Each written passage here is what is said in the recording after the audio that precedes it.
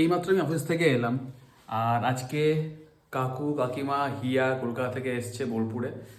এসছে তো নিশ্চয়ই, কিন্তু এত জিনিসপত্র নিয়ে এসছে মানে বাপরে, আমি দেখাবো এক একটা করে। অফিসে কষ্ট করে কাকু এসে পুরো আমাকে দিয়ে গেল, আমি ফোন শুনতে পাইনি, আমি একটু কাজ করছিলাম তাই। উনি এসে অফিসে একদম আমাকে হাতে ধরিয়ে দিয়ে গেছেন।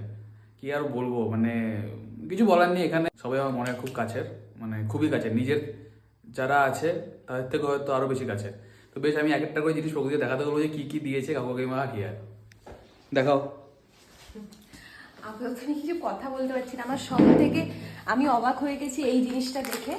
যখন কাকু কাকিমাদের বাড়িতে গেছিলাম আমি, তুমি আর বাবা, আমি জাস্ট বলেছিলাম তুলাইপাঞ্জি চাল বোলপুরে খুব একটা পাওয়া যায় না, এটার নাম শুনেছি ওই উত্তরবঙ্গের ওইদিকে পাওয়া যায়। যে কাকু তখনই শুনে বলছিলেন যে এই আমাদের বাড়িতে বোধহয় আছে, দিয়ে তারপর কাকিমা বোধহয় বললেন যে এখন হয়তো নেই, পেলে এটা নিয়ে যাবো। মানে এটা একটা নর্মাল একদিনের একটা ঘটনা, মানে কয়েকটা সেকেন্ডের একটা কথা। কাকু কাকিমা পুরো তুলাইপাঞ্জি চালের একটা প্যাকেট এনেছেন, মানে সত্যি মানে কিছু বলার নেই, মানে লিটারালি কিছু বলার নেই।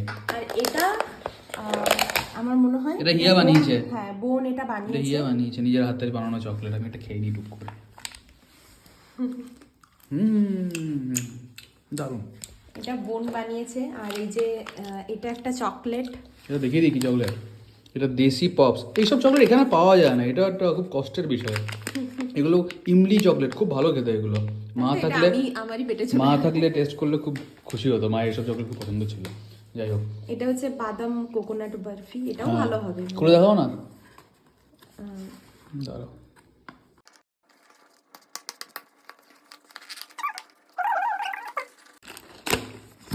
তারপর প্যাকেজিং প্যাকেজিং করা বাদাম, এই যে আমি তো কাটছি না। এসব এখানে পাওয়া যায় না, পাওয়া যায় না, সত্যি পাওয়া যায় না। ওয়াও, খেয়ে নাও। তো সব খেয়ে নিচ্ছে আমাকে না দিয়ে। বাহ, এটা আমার, এটা আমার। পুরো পুরো মন্দিরে সেই নাড়ু টাইপের না, ওইরকম টাইপের খেতে না, কি দারুণ গো। এটা হচ্ছে বাদাম কোকোনাট বরফি। এটা অ্যামাজনে পাওয়া যাবে পাক্কা, ডান শিওর। জাগরি দিয়ে তো জাগরি আছে। আর তারপর এখানে আছে আলুর দম, যেটা মানে দেখতে খুবই লোভনীয়। আমি একটা আলু অলরেডি খেয়ে নিই, যেখানে ছিল একটা। আর এটা লঙ্কার আচার না?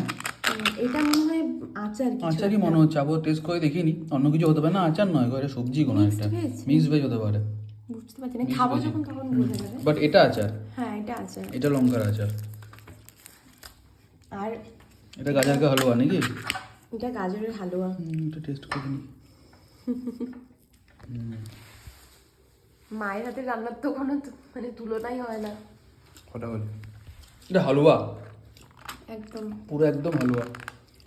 আর এখানে আছে লুচি। তোকে খুলতে পারছে না। ইয়েস, সব শেষ হয়ে যায় মনে হচ্ছে এখনই। তোমাকে রাতে আবার রান্না করতে হবে। রাতে আর রান্না করবোই না, কাকিমা আমাকে বলেই দিয়েছে রাতে রান্না করতে হবে না। আর এটার মধ্যে আছে পোলাও। হ্যাঁ, পোলাও, অনেক কিছু আছে পোলাওটাতে। বাহ, আহা, ঘিয়ের গন্ধ একদম পোলাওয়ের মধ্যে।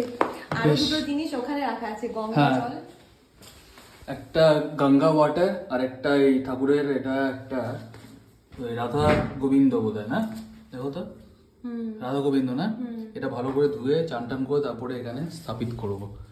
তো বেশ, এটাই দেখানোর জন্য একটুখানি জাস্ট ক্যামেরাটা অন করেছিলাম। পরে বলবো কাকু কাকিমাদের সঙ্গে আমাদের কিভাবে পরিচয় হয়েছিল। ওনারা কলকাতা থেকে এত কিছু জিনিস নিয়ে এসেছেন আমাদের জন্য। এটা মানে কত যে ভালোবাসা, এটা মানে কি বলবো আর। তো বেশ ঠিক আছে, এই জিনিসগুলো দেখানোর জন্য একটুখানি ভাবলাম যে আপনাদেরকে দেখিয়ে দিই কি এনেছে কাকু কাকিমা। দুদিনই ক্যামেরাটা অন করলাম। এবার আমি তো আর কন্ট্রোল করতে পারছি না, খাওয়া দাওয়া করিনি। বেশ, চলো টাটা।